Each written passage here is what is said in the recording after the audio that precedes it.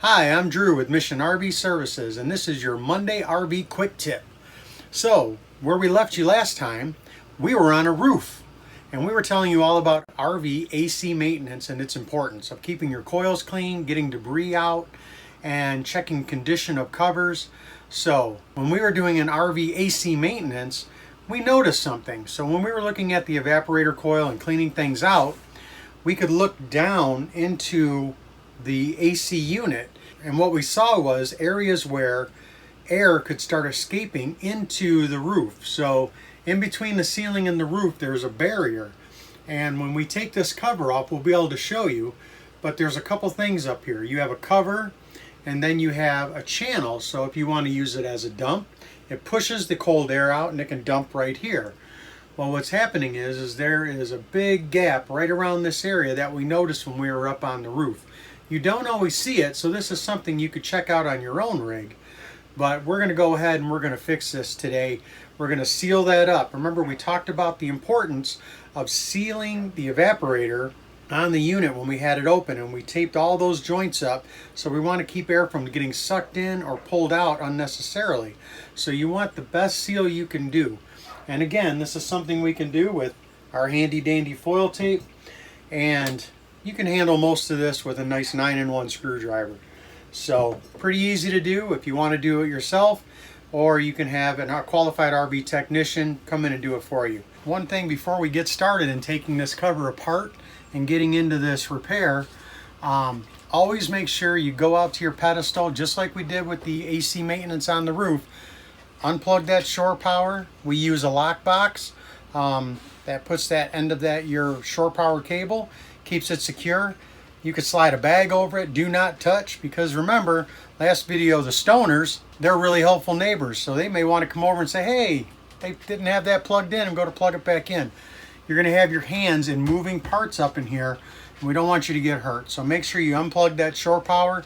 The only thing you should have on are 12-volt lights. So here's what we noticed when we were on the roof of this particular unit, and we were looking down when we were doing our cleaning. So from the evaporator coil side, I noticed that this partition that blocks the intake from the exit. So this is where your cold air comes down. You can see a squirrel wheel up there, or a hamster cage, whatever you want to call it.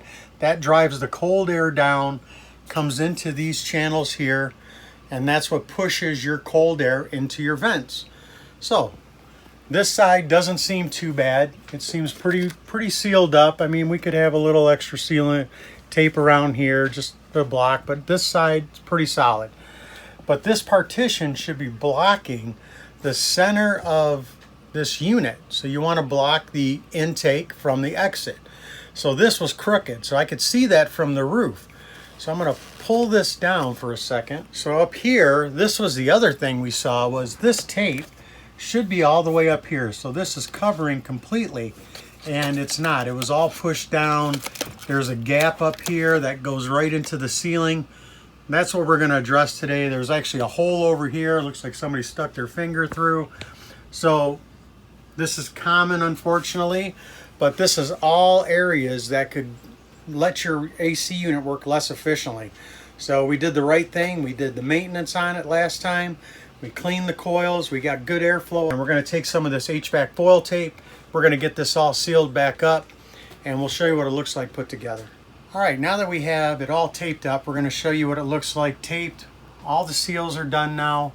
So we straightened out the barrier that separates the airflow going up to the unit and our cold air flow coming down. So we taped around those joints.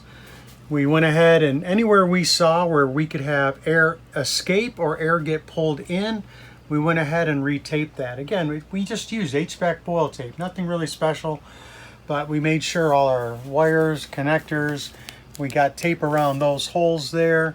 So we're in pretty good shape right now, and we're going to go ahead and we're going to put the cover back on, and we're going to test this out, and hopefully we get a much better Delta T rating. Okay, so the first part we put back on, and it's the last part we take off.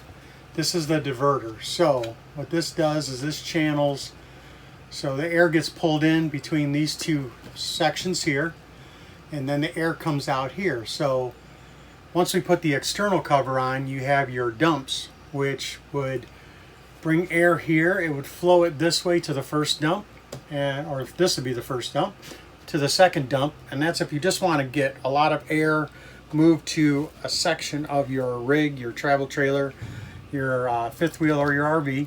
So with these Coleman mocks. And if we have those dumps closed, then this will drive the air through the sides that we showed you earlier, and it'll push it out to your vents. So we're going to go ahead and do the next step and put our main cover on.